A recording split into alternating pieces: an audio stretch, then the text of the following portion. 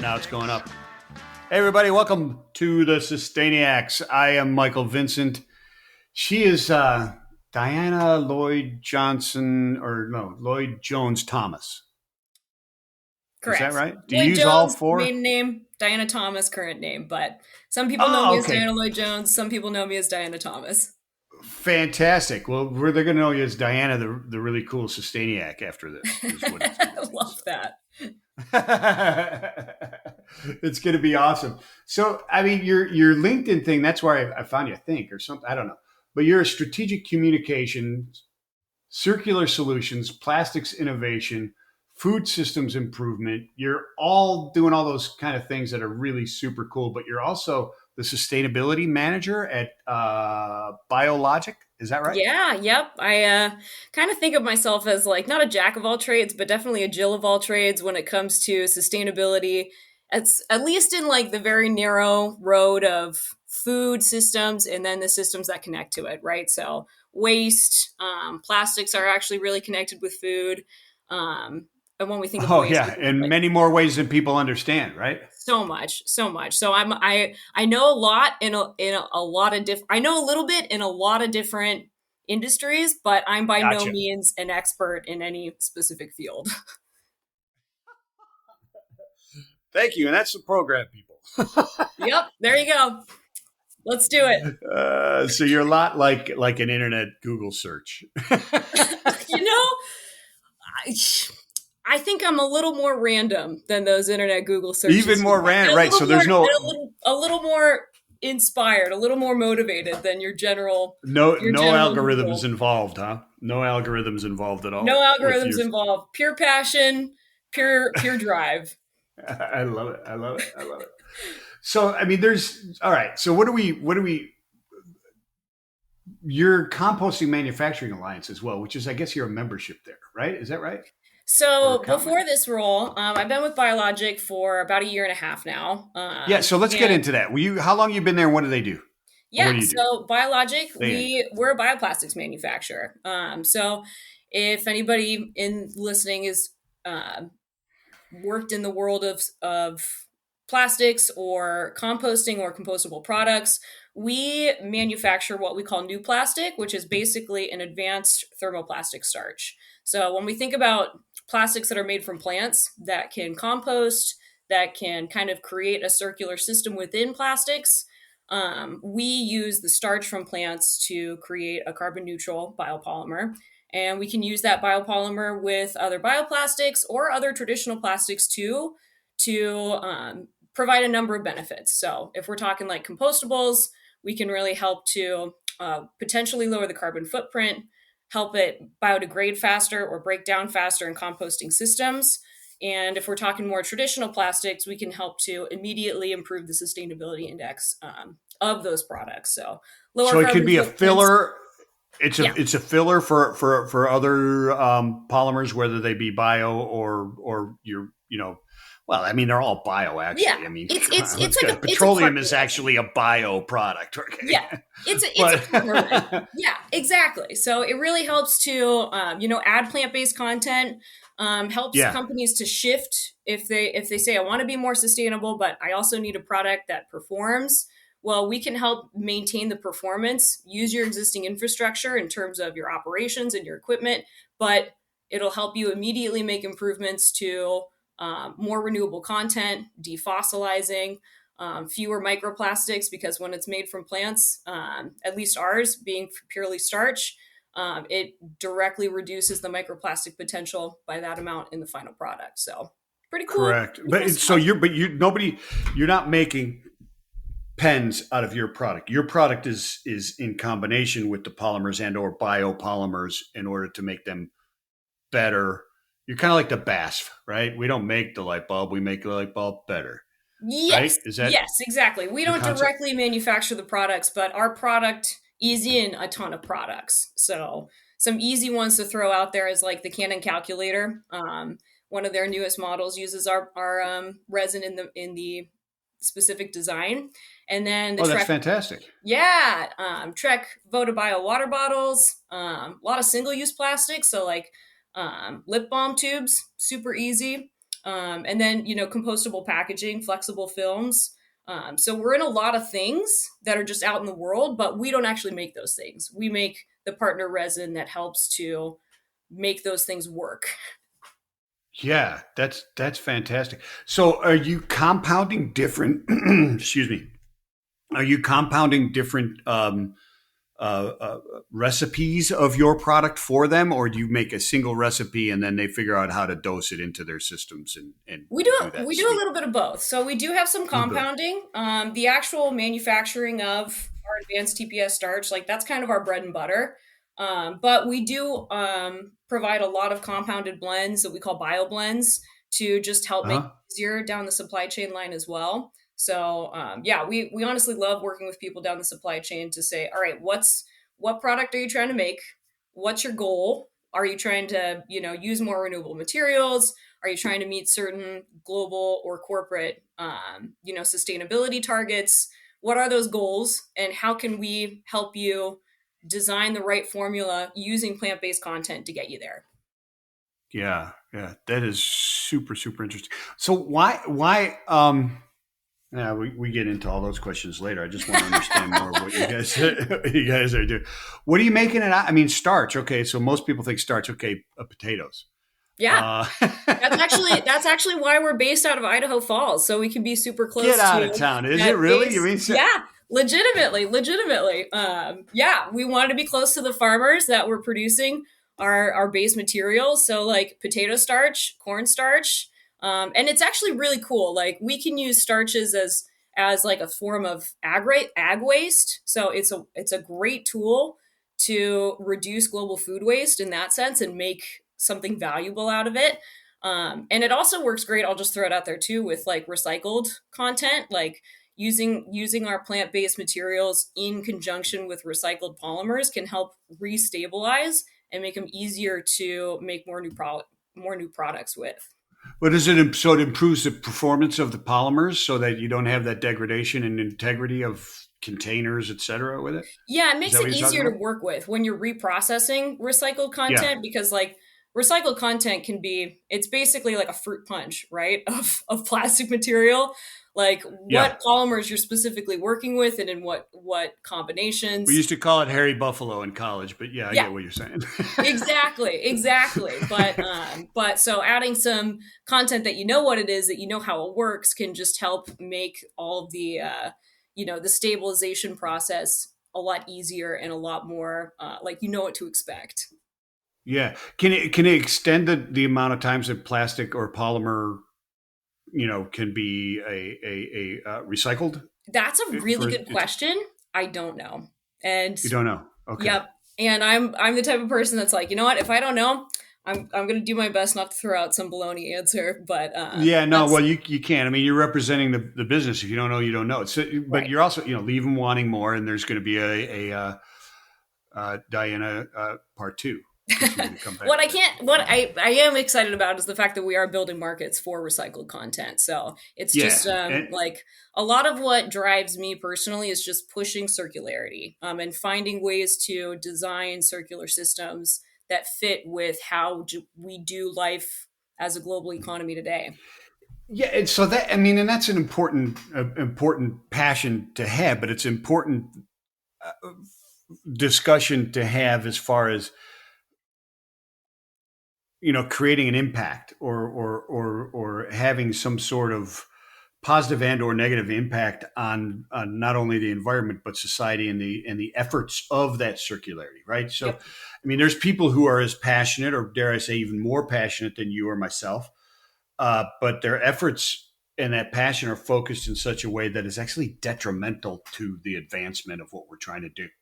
You know Oh what I'm saying? man, You're yes. not out there tying yourself to the front of a plow in Idaho Falls. You're figuring out a way to No, well, and to that's so advance this in a business capitalist sound way to make it happen, which is the solution. That's the only right. way the solution is going to work, right?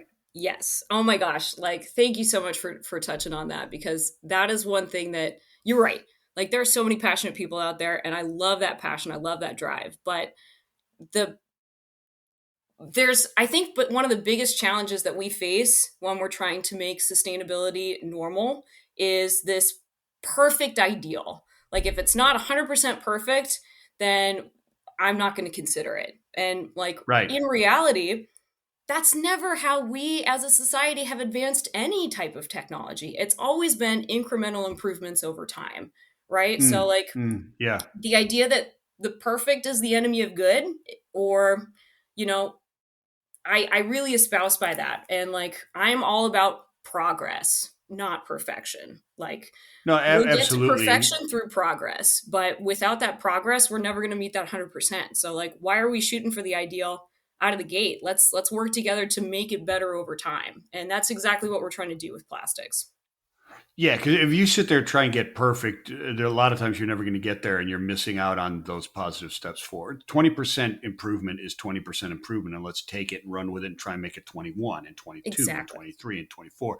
And if you hit those little rabbits in sales, gather up the rabbits while you're hunting the elephants. We used to say, right? When you're gathering up those little milestones, eventually that milestone will turn into 1,000 miles. And Exactly. then you'll start making these leaps and bounds because you're moving forward. And I Exactly. mean, there's a bunch of adages that you could, if you're an entrepreneur and you're waiting for the perfect product, then you're never going to get there. Like you said, Right. analysis of paralysis, perfection kills good. I've heard people say, look, if you don't look back at like the first product or first of your business that you started and are slightly embarrassed, then you waited too long to launch it. Right. It's so true, though. Right? It's so true. For sure. It's absolutely crazy. So some of the important aspects of what you're doing, because so many people fail at, because they don't see, or they're not thinking along business lines or the people that they're talking to, right? Like you Mhm. said, you know, there are goals, and there are reasons why they have those goals, right? The people you're selling to, Right. right? And you can't just sell to the people whose goal is to be more sustainable, No, that doesn't work in because you today's you day and you age. lose on a huge market. Can you speak to that a little bit? I mean, the light went off. I mean, I could give you my opinion, but I think Well, I we're mean, if fairly you look well at aligned like, on that, right? right, well, and this is my perspective today. The way that I'm seeing sustainability integrated more into daily life is by improvement of the overall product.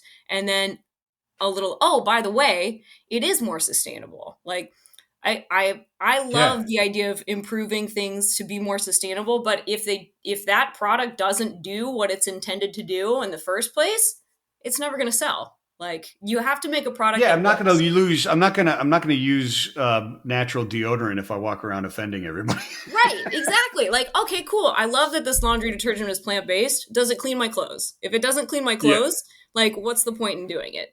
So like, exactly. that is definitely a big area. The performance is something that is still incredibly key. It's Yeah. vital. It's a part of like the triple bottom line when you're thinking about a product working well in today's market, whatever that market may be. But then it's also the effort to introduce your solution into the product you're trying to implement. So I mean, there's Yeah, different ways to look at it, right? Like we're talking about, make a new deodorant or make a new soap or a new bottle or whatever. If it doesn't work right, even if it costs less, you're not going to get anywhere. If it does work right and it costs more, you're not going to get anywhere anyways. You show me all the studies you want and all that other kind of stuff, and I'll show you the other studies that say they're full of crap, yeah, right? So 70% of people spend 10% more for something that is sustainably packaged, except when they actually put them in a store. Then they don't. right, you, right, they right. just don't. And, Well, and like the point is this: and in business, it's even more important because businesses aren't in business to be sustainable, right? exactly. Exactly. They embrace sustainability because a lot of consumer reports show that that's where the purchasing power is going right now. Like I was just It looking at a is. consumer report from I think it was Capital One last year. 87% of consumers globally has shifted their purchasing habits to be more sustainable. So like that's a lot of why businesses are doing it. It's about telling the story. Like true, I love it. You do have some great CEOs out there and real business leaders that are doing it for the fact of doing it. That's great. They're the early starters in this industry. a lot of people are jumping on the bandwagon because they're seeing that it sells and it's valuable and it's what people want. So telling the story, Yeah. yeah. Yeah. Is incredibly important. It has to be, there's the juice has to be worth the squeeze. There has to be a positive ROI because that's why they're in business. I love And that. even, and so if they don't have a motivation that is external, like tax or a mandate or whatever it happens to be, right? Legislation or whatever, they're not going to do it Right. unless there's an ROI. Right. And even when there is that mandate, et cetera, it doesn't mean, oh, great, now I can start selling to all these people. No. Yeah. They're going to find the one that still produces an ROI or has Right. the least negative impact on their bottom line. Bottom line, period. EBITDA. Well, period. and That's okay, all that matters. They're not. Go ahead, push back. I'm going to push back on I'm that. trying to go as far as I can to get an argument. Let's go. No, I love it because like what I am specifically seeing in my current lane and in my lane in general, like I'll preface this with everybody has a personal bias. This is what I'm seeing. This is my own experience. So fantastic. There may be plenty of people out there that don't see this or don't agree, but I will actually push back on the ROI piece because the amount of people I see switching to,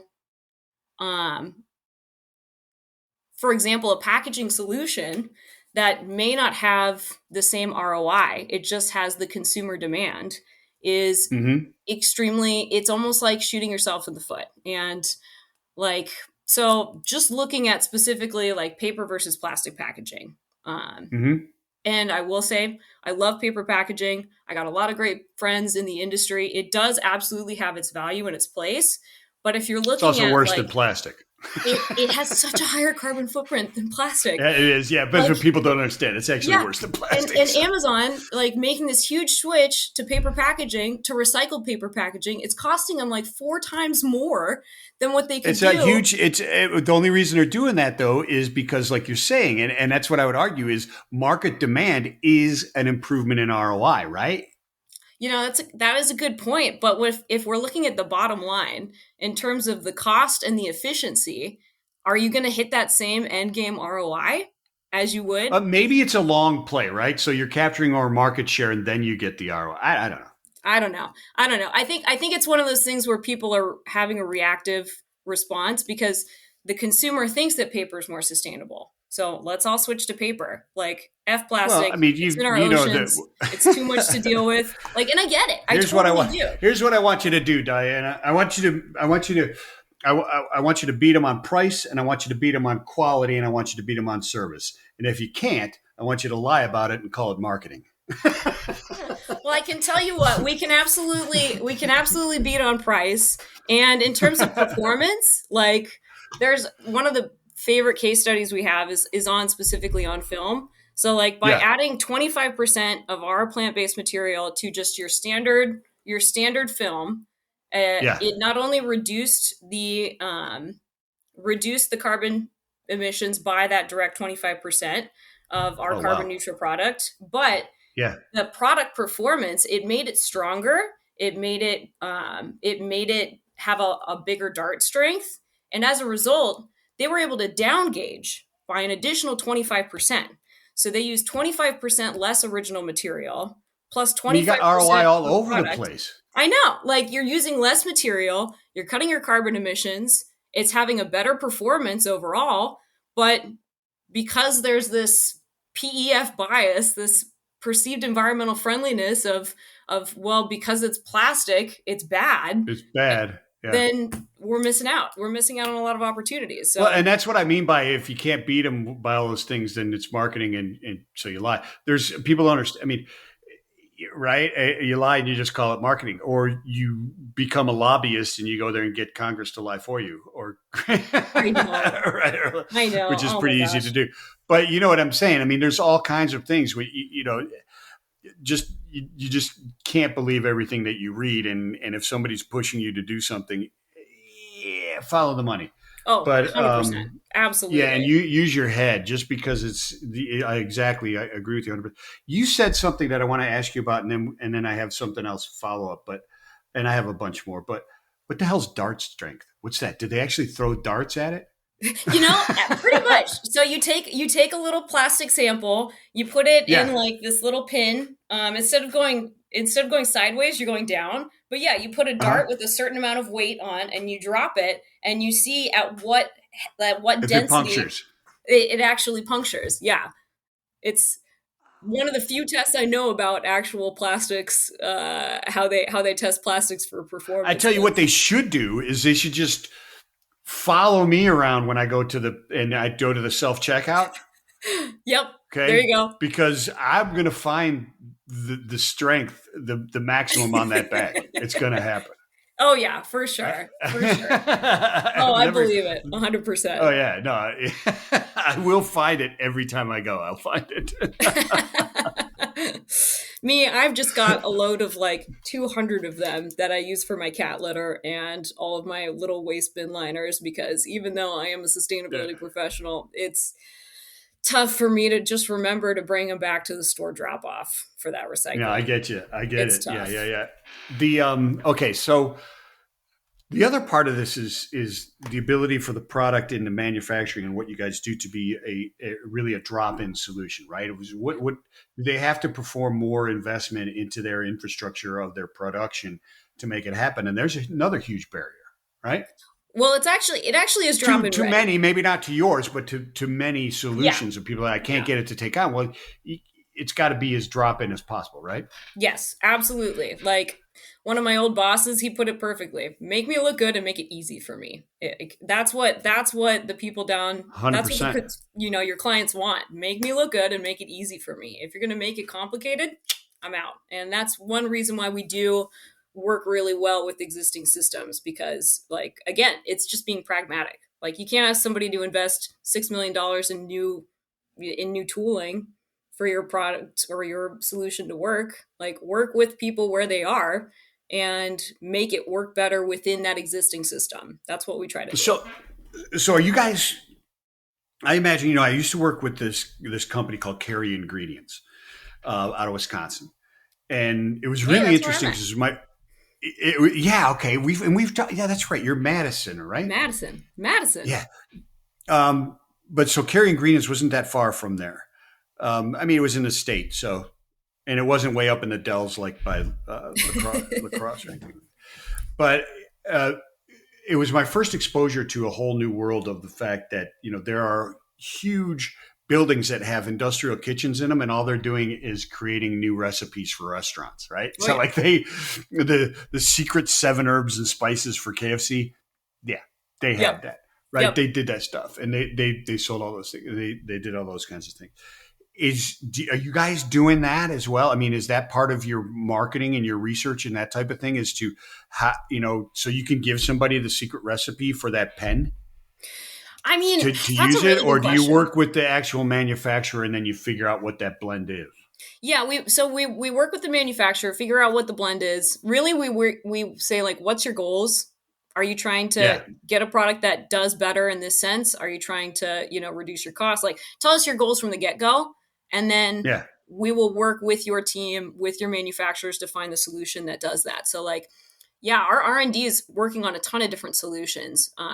One of the coolest ones, in terms of when we think of like recipes, I think the analogy Okay. lays over is plastic products, right? Where can we find But it's the solutions in same recipe. everyday It's plastic? chemistry, man. I mean, baking and polymer science are very similar. It's all They chemistry, are. It is. It right? is. Oh my gosh. And that's like the actually my favorite analogy to use for people that don't understand plastics, and I don't either. Like this is my first actual role in the plastics industry, so I'm learning as I go. But I love It's a bread great as first. the You're analogy. learning a lot for your first day. You're I'm doing trying. fantastic. but plastic is like bread. Like there are so many. It's a simple idea, but it's actually Yeah. really complex in its structure. And like, how many different types of bread are there out there? There's like so many across the world. But you take all these similar-ish ingredients, you work with them in different ways, and you get all these different types of bread, whether it be sourdough or rye or sweet rolls or shortbread. Like plastic is very similar. We all think of it as plastic, but when you actually get into what's it made out of and how is it made, its structure and its qualities are totally varied and different. So I actually, Oh I my love gosh. that And that's what analogy. makes it so difficult to recycle, though. Oh yeah, I know. It's I tough. mean, a very small amount of people know that there's these seven symbols, these seven types. And even fewer can name what any one of those numbers besides one is associated Well, and with. most people don't Right? know that that recycling symbol isn't actually meant, it wasn't designed to be a recycling symbol. It was meant to, as a pure way to categorize different plastics. And Well, it's the numbers are. Yeah, right. 100%. Exactly. Yeah. The number, but I Exactly. mean, the triangle around it with the arrows is absolutely recycling. No, it is. And it is now a recycling symbol, but like the It history of wasn't that intended symbol, to. Yes, the yes. codes were not intended. Yeah, right, Yes. right. It Exactly. is a resin Exactly. identification code, an RIC, Yes. which drives me Exactly. crazy when people say, "What's the RIC code?" You mean Yeah. what's the resin identification code? Yeah. Right. Right. It's just an RIC. But Yeah. yeah, exactly. But then what further to that, what people don't understand is that there's millions of just number one, Oh yeah. Well, and what also, and right? like, PET is not PET is not PET. right, There's so many different variables that are out there based on how you want it to perform, right, exactly. And right? people don't realize that like you can't recycle everything that just has that recycling symbol on it. Like most No, recycling no, systems are, your community has to recycle it, right? yeah. You Well, could if and your community accepted it because it's yes, all recyclable. exactly. Like But is it's the infrastructure there? Yeah. it's a regional infrastructure difference, and there's very few systems here in the states that are set up to accept all seven. Most only accept numbers one and numbers two. Those are the two most common Yeah, I don't think I know I anybody who personally see. accepts all seven. I Yeah, mean, there's different programs that are out there, right? So, like Hefty was doing, I think Indorama now has a bag it and recycle it thing. Throw everything in a plastic bag, bring it to us, and we'll do it. But I mean, they're working on advanced recycling, chemical yeah, recycling type of stuff, which you got a whole bunch of nut jobs that'll be out there protesting that as well. Um, but I mean, and it's crazy because they're literally just doing research. They're not saying, "Hey, this is the end all be all," but there's promise there, so let's try and move forward, progress, like you and I right. always we talk about. But I challenge anybody who's listening to this that doesn't understand what we're talking about as far as performance. Pick up a Pepsi bottle, open it, a full one, and open it, and pick up a Smart Water bottle and open it, and feel the difference. They're both PET. Yep. So different One though, at right? Yeah, one at 30,000 feet will just crush in your hand and water the whole top of the plane because if you've ever Right. done that with a smart water, Yeah. right? It'll just or just go down the pet food aisle in a grocery store, and go down the detergents aisle. There's a reason you don't smell any of those pet foods. And there's a reason why you smell every one of those laundry detergents, even though they're both in plastic containers. Right. It's because they Exactly. want you to. It's because they Exactly. want you to smell it or they don't. And they're Yep. both the same plastic, but with a little bit different formulation to allow that odor to escape or not. Well, yes, right. And that's like where it's actually wild. Like it's so amazing how we've been able to engineer these just improvements and solutions over time. Like the plastic salad bag, that thing Yeah, made actual bagged salad a reality in life. Like before that, lettuce and greens, they were not something commonly found on store shelves because it couldn't breathe properly in the bag and it would just turn to slime and mush. But they were able to do right. what seems like a single layer is like a 7 layer like R&D genius idea that allows this green to breathe and allows it to like retain the gases that it needs to stay fresh long enough for us to actually eat in today's global food system, which is like that's the kind of thing that just blows my mind and really amazes me with how people are adding improvements and just engineering for better. And it is amazing. And I have to say, my wife and I love the bagged salads. They're fantastic ones. If anybody wants to hit me up, I'll tell you which ones are the best Oh yeah. because I'm a fine connoisseur of them, and they're fantastic. They're convenient. I absolutely love that. If I can go out into my garden and pick one, then that is definitely what I will always opt for. But man, when I'm Sure, in a pinch, like a pepper they're arugula fantastic. on the go, it saved my life so Yeah, many times. it is. And everybody else, like, we got to get rid of all plastics. Okay, just think about that and apply what we just said in your life. Yeah. Our quality of life and even our health systems would not be in existence of what they are now without polymer sciences, without Yep. plastics, without it. It's true. It is not the devil. It's how we handle them Yeah, that is wrong, exactly. It is how we right? manage them in today's day and age. That is the issue. Absolutely. Like we're talking about recycling as a challenge. Think about this globally. I think it's like I'm probably gonna get the statistic wrong, but there's a significant percentage of the world. I think it's like 20% of people don't even have garbage collection, let alone Oh, recycling or you, as far composting. as percent of population, you're probably way too low. Probably. I'm being conservative with that guesstimate. Yeah, no, Like, I'm 100%. I mean, Ocean Plastic Technologies out of South Africa, Durban, South Africa, and now OPT USA, which is what I run. yeah. The original and what is still going on are micro recycling pods in 24 ocean containers put into rural South Africa and rural Africa, where the waste stream is literally a stream. Yeah, exactly. Right? Exactly. You know, like we got to That's think where the about, garbage goes. yeah. And I think that's the part that like I need to be more patient with. I get easily frustrated by it because at least in the corporate world, I see so many people saying, well, I need to make it recyclable. And that's me doing my part. And if I make it recyclable, then I'm done. Like, let alone does it actually get recycled? Let alone does it actually get thrown away? Like how are we handling that on a global perspective? Like is that really the end all be all solution, or can we engineer it to be less impactful on the environment from the get-go? And that's one really cool thing I will say about new plastic in general. It is actually marine biodegradable in term and as well as certified compostable for both home and industrial scenarios. And So starch is just cool wait, like that. your product is home compostable Yeah, because new plastic. most people Yes. don't understand if it's compostable. Most times, it doesn't mean you can just throw it in your compost pile. Yeah.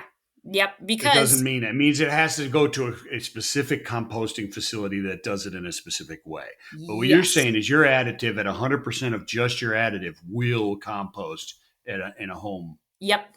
Yep. thing. Yep. Exactly. And this is me getting Gotcha. into like my composter knowledge. So like when we're talking about the No, difference that between is significant. That is significant because people don't understand that. I mean, you are not causing something to have to follow the current single stream, which most things when it says this is compostable, it still has to go through the same inefficient infrastructure that we have now, right.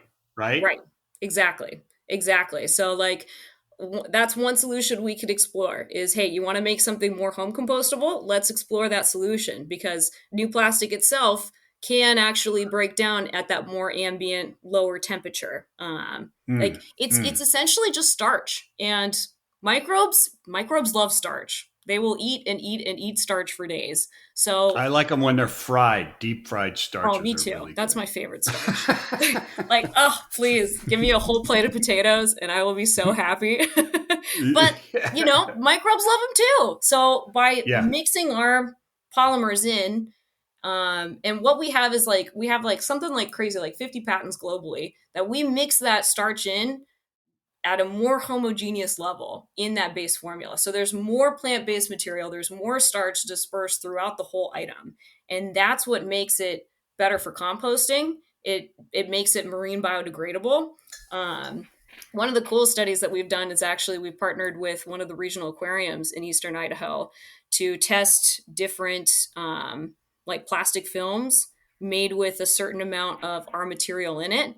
And and it really does help to improve that biodegradation over time. Now, It's not a lab test, but we do have lab tests showing how new plastic improves biodegradation of certain polymer formulations. But it's the closest to a real world test and a real world application to say, all right, if a pollutant makes it into the ocean, and if we can help it naturally actually break down in 5 years versus 500, isn't that a step in the right direction? Like, isn't Yeah, that the 100%. solution that's worth It's exploring? not. Yeah, it's not it's not the end all solution, but it's No, absolutely the direction that you want to continue to explore for sure. exactly. Absolutely. And there's no silver And bullets when it comes to sustainability. There's no end all not yet. solution. Like, recycling No, is they're key, not.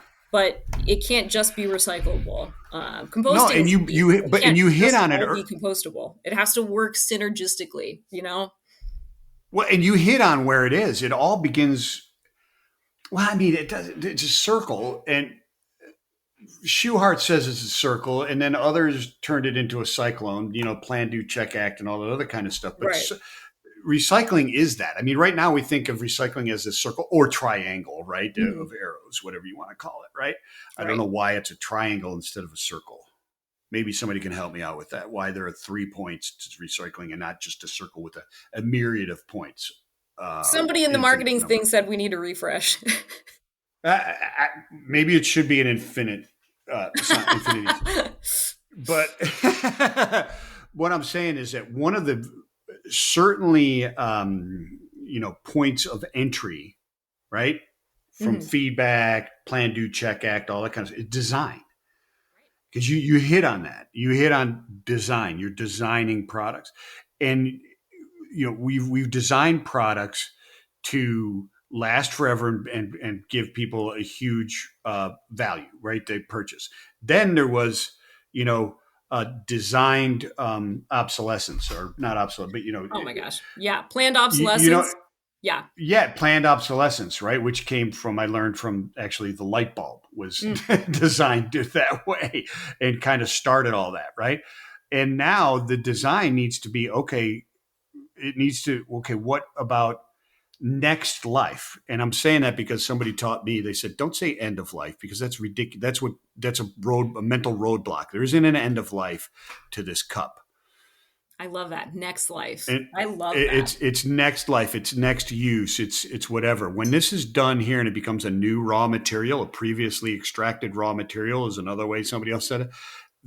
What's the design in this to assist it to then become something else the next time? So when you produce something the first time, understanding what is its next life Hmm. Yes. is Yes. important, right? Yes. Exactly. Oh my gosh, it's so important too. But then also the question is what other core pieces are needed to make that next life a reality? Like, you're Exactly. right. Design is key. But like, so you just held up a glass mug, which is a great example. Like, glass is a perfect example of the challenges that we face because it is theoretically an infinitely recyclable material. The problem is we Right. don't have glass infrastructure recycling set up to support it. So like, it No, in but there's terms of, private industry trying to make that happen. In fact, there's one here in oh, I Chattanooga hope that's doing a so. fantastic job of trying to make that happen. Yeah. Really? Oh yeah, That yeah, makes yeah. me heartened for sure. Yeah. No, there are people out there struggling to make that stuff happen. Yeah, Yeah. and it Absolutely. used to Absolutely. exist, from what I understand. But I've heard some great solutions out there. Like, there's a company down in Florida that's taking glass and actually turning it into sand to help, restore certain beaches in the area, which is great, and help with stormwater. So Mm-hmm. like, there Mm-hmm. are great solutions out there. But I love that. I love thinking about it. Like, what's the next life? Because you need to design for it, and you need to think about what happens to that thing once it's no longer that thing, right? Once a Yeah. can Yeah. is no longer Exactly. can. Once a cup is no longer Exactly. a cup. Yeah, it's Yeah, key. and how easily it can be done, right? So I mean, like packaging, the plastic packaging, which is one of the industries that you're in and touching, obviously, even the cosmetic, the lip balm tubes or For whatever, sure. Yeah. is it's packaging. It's a useful product, but it's packaging. The useful product's actually the balm, not the thing that's holding it. But um, how do you design that to be easily recycled into something else, right? Right. And That's that's what the you guys are working on, right? And there's many of those, right? Because there's people that are, oh man, the people that I run into that are the things that they're doing from sustainable, all the sustainable cutlery and bottles and cups, plates, forks, knives, all that type of stuff for professional sports venues. Oh I yeah. got people that are doing that, to people that are do nothing but work with beauty salons to get all their plastics recycled and figure out and work with the producers of those to understand how to change that packaging Yeah. in ways to make them more sustainable. There's so much effort being done in this area. And it has nothing to do, people, with whether you believe in global warming or not. No, it doesn't. It doesn't. It simply has to do with like, hey, do you like having fresh water to drink? Do you like not Yeah, coughing because you have like yeah. no air pollution? Like it's basic human needs. Like we need the planet to function in order for us to exist. And Yeah, it has to saying, function in a certain way. And that's a great point because I argue that all the time. Look, we're not saving the environment. We want to keep the environment's going to be here long after we screw it up and it doesn't support us anymore. We're yeah, trying to keep it in a way that it'll support us. That's the right. goal. Because Exactly. the environment will Exactly. still Like be here. this is really what I tell people. It's like, "Oh man, you're such a tree hugger." Okay, yeah, I do love hugging trees. But I'm not doing it so I can hug a tree. I'm doing it so that I can live, so that my communities can live, so that my kids can breathe healthy and be good. And it goes beyond just saying, "Well, it's out of my hands. I've done my part." And like, true. There is a certain amount, at least for me, sanity wise, that's like we all have our limitations. I can't be perfect. I can't remember to take my soft plastic bags back to recycle them, but I do what I can, and I go beyond what is just me to help the people in my life, to help the people in my communities, to do better in the industry, to show support, because stepping beyond just myself and what my goals are and helping other people reach their goals, that's how I see the return coming back to me. It's a long play, and it's what I think, man, if like just corporate everyday business could take more of, is say, hey, I'll take a little bit more time out of my busy schedule to help support your goals. That will come back to them if you allow that partnership to grow and to meet goals together. It's the idea that we can do so much more together than we could if we just stayed in our own lane and said, this is my goal, I'm working on this. So yeah, hopefully I can motivate some people to foster some partnerships and take a little bit more time, because it really does have a positive feedback in the long run for everybody involved. Very, very well said. I mean, you're talking about responsible or conscious capitalism, Yep. and you mentioned, am I a tree hugger? Yeah, not the tree hugger that I grew up with in the No, very '70s and different. '80s. Very Right? different. Very, very, very different. Because I mean, and that's the thing is what I try and promote is to show people, look, you can be a capitalist, you can be a business person. There is a huge blue ocean of business opportunities and Hmm. entrepreneurial opportunities that are sustainability based, Right. right? Well, and Sustainability yes, does not and have to be a time suck or a value suck. It can yes. actually be business 101. Right. And I think more people are understanding that when you take the time to invest in an improvement, like sustainability wise, it actually does have an ROI later down the line. Like if you Mm. invest in renewable energy, you're spending less on energy. If you make your operations more efficient, then you're saving money on that bill. If you're using less water, that's lower costs. Like sustainability over the long term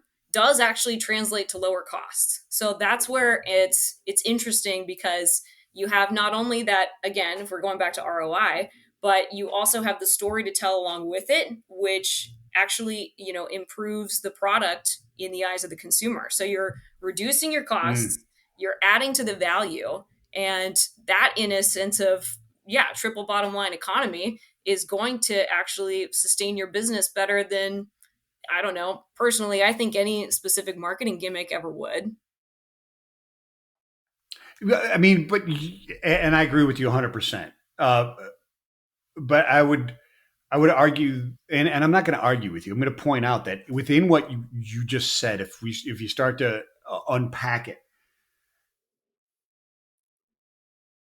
the sustainability argument goes it goes three different ways actually, right? Yeah. So if you are business 101 and you're lean manufacturing and you're trying to reduce all of these things, that's sustainability, folks, Yeah. right? And if you're trying to secure your raw materials in a cheaper manner, more efficient manner, that's sustainability, Yep. right? Mm-hmm. And when you're trying to appeal to the marketplace to gain market share, 87% of the people want sustainability. Yep. It's all three. It is not you give up profits to be sustainable. Yeah. It's not you give functionality and business practices in order to market sustainability and go, well, it sucks. Our stuff costs 20% more, but people say they'll buy it. No, it can cost the same or cheaper Yep. if you follow the principles of what we're talking about. Yep. We're not talking about, hey, buy Diana's product because it's going to make your stuff cost more. It's going to be more, it's less efficient. You got to invest in all kinds of new infrastructure. It's not drop in. None of that's true. Yep. It makes your product better. It improves your efficiencies. It improves your sustainability. And it sure puts a boost in your marketing. It hits all three, right? Yep. And that's the opportunity that's out there all over the place, not just at BioLogiQ. No, But it's so true. you got, right? It's so true. It's so true, honestly. And like, oh man, I hope there are people out there saying, all right, business as usual just isn't working anymore. Like if you look at, I don't know, it's been years since I took this class in college, but I actually took a creativity class, which was so much fun. And they related it back to business by showing, I think the average lifespan of a business was something like 45 years. Like in 45 years, a business would start and it would die. And if you look at Mm. the businesses that have had real success, Amazon, Apple, the big names out there, what have they done? They continuously innovate. They continuously push. They don't get stuck in the rut. They don't get stuck in the same business as usual. It's about finding where is it going? Where is technology going? And how can we utilize that to an advantage and provide a new great service? And that's really what I see as like bioplastics in general. Like it is the way to still keep all of the value that plastic brings to us as a society from a convenience perspective, from a low carbon perspective, from a lightweight efficiency perspective, from a medical and health safety perspective, but start to improve and address the concerns that we have related with it, which is, carbon, which is waste. Like there are solutions out there, and really by adjusting to using renewable sources, I think that's key. And one step to get us there is absolutely using what we have rather than creating virgin. Like that's absolutely part of the process of making plastics circular, improving the sustainability index over time. And like, oh yeah, and by the way, it also works better. It also happens to perform better. Like there's a lot of opportunities out there. Yeah, I could talk about it for probably longer than your audience wants to hear. Maybe, but we're starting to run out a bit of time here. But what I wanted to explore a little bit was your source for the starch, right? Yeah. So there's when people look at different sources of energy or natural fibers, that type of stuff. What is the impact on the environment of sourcing that, right? Does that take away from, are you planting more fields and taking away from livestock? Is it depleting the environment? People look for negative impacts everywhere. They do. Right? And that's one thing I want to, even in this. yeah. So what is that source? Let's touch on that a little bit. Well, I'm actually really happy you bring that up, because that is a common misconception. Fantastic. I was thinking you were going to say, hey, no comment. No, like actually, this is a really good it's a common misconception that we run into is, well, aren't you taking away food from people? No, we're actually Right, not. exactly. And that's the point. What's the negative of your sourcing, or what is the sourcing? What's the impact there? Go ahead. So we're not. The short answer is we're not taking away food from people. It's actually an opportunity because we can use a waste product. So when we were talking about potatoes earlier, right? Let's say I go to the store Yeah. tomorrow and I buy like 3 bags of tater tots. Well, in the processing of those tater tots, there's a lot of starch that gets wasted just through the global agricultural food processing system.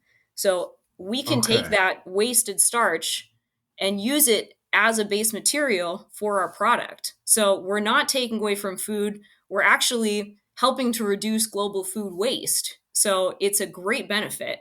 Um, and no, we're not taking away food from people that need it. That's probably one of the biggest things And that you're I'm not like, you're not no, creating a whole new way to process it. You're already taking the waste out of a process that's already happening. exactly. Yes, exactly. And that's where it's such a great opportunity. If you look at the bioeconomy in general, like Yeah. Yeah. where, especially, let's just focus on U.S. farmers because that's what I'm most well versed in. Where is their Right. food that they're growing going?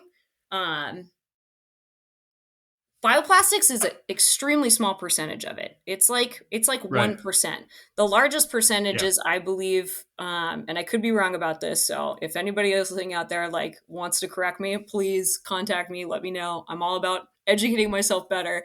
But a large Yeah. percentage is what you touched on: food waste or food for our global meat system or meat production, and then Hmm. biofuels. So like the ethanol that when you go to the gas tank and you get gas and it says 10% ethanol, that's like that percentage of ethanol is, I think, what I want to say like 20 to 25% of what our food, what our US ag farmers are producing for. So, Which we can get into that all day long, but I know, it's more I know, expensive. It's less fuel economy. It I know. burns less efficiently. It's an awful subsidy that should never have happened. I know, I know. But if we're It's thinking about, okay, so how can we bad. help US farmers? How can we support rural Yeah. industries, especially here in the States? Bioplastics is Yeah. a great way to do that because we can help grow more food, use more waste, support these small industries, and over time transition to a renewable based material that we use, not actually eating, but related and around our food and in our daily lives, like Well, all the time. it's a great point, and one of the things that I wanted to touch on real quick, and I don't know if you impact this or not because I'm not, the form of the starch that you're ingesting into your operations, into your processing. I'm not sure what that is, right? But the biggest problem that we have in landfill is biomass. It's food waste. Oh yeah. It's not Oh yeah. plastics. It's not steels. It's not that stuff. Yep. It's the food that we're Yep. putting into them that is bad. And if 100%. we can utilize that food to do something else like you guys are doing, that's a huge positive. Right? Yep. Oh man. Oh man. Well, and yes, let's connect the dots here right at the end because this is also probably one of the most passionate areas for me in just my career is like getting food waste out Yeah. of landfills. If there's one thing that we can do to help curb carbon emissions, to help just to be better humans on the planet, it is to get organics out of the landfill because in the Hmm. landfill they create methane. And methane is a greenhouse gas that is 25 times more potent than carbon dioxide. So if we can take that organic waste and compost it, then it's making CO2, which again, it's still a greenhouse gas, but at least it's not 25 times the global warming potential. And it's turning it into a biomass that then we can use in our gardens to grow more food. And by making the plastics around our food compostable, that is really the key to helping getting those organics out of the landfill. Yeah. And if you're running that and moving it through an intentional process, you have the opportunity to do something with those gases. Yes, there are definitely capture them and not let them just leach into the atmosphere. They can be yes, captured. and that is one thing we're really thankful for is like a lot of landfills are starting to implement RNG plants where they're capturing as much of that methane as they can and turning it into renewable natural gas. Like great solution as well. It's one more of the bullets in the case of silver bullets when we're thinking about how can we improve global sustainability. Well, there's a lot of zombies out there. Wait a minute. The silver bullets kill the zombies, or is that just werewolves? Werewolves. Yeah, you got to hack the heads off the zombies, from what I know. Oh, is that right? You have a lot so. of. Are there a lot there in Idaho? Or no, you're not in Idaho. You're Madison, Wisconsin. I'm in Madison. Yep. I've met a lot of zombies. Just the ones that are on the screens all day. I'd say those are the zombies I see most commonly. There you go. Awesome. Hey, where are people and who should be going to check this out? You can find you at what is your Diana? If you put in Diana Thompson, you're going to find you on LinkedIn, right? Yeah, well, Diana Thomas. I changed my my maiden name is Diana Lloyd-Jones. So if you're on LinkedIn, check me out there. The limited amount of social media I also do is on Instagram. I'm at Mycelium Dream because I'm an Earth mama. So go check me out there. And then, BioLogiQ, go to biologic.com. That's BioLogiQ spelled with an IQ at the end because we're trying to be smart about the ways that we approach plastic solutions. So, we're trying. Absolutely. And then we have a company Facebook, LinkedIn, and Instagram that I help oversee as well. So, thanks so much. This has been awesome. Fantastic stuff. It has been, man. An hour goes by like boom. Oh my gosh. That's fast. Really fast. So fast. Fantastic, though. I'm glad we got to hook up. Thank you so much for coming on. And everybody else, thank you for downloading and watching the Sustainiacs. We'll see you next time. Hey, peace and love, everybody. Thank you. Bye.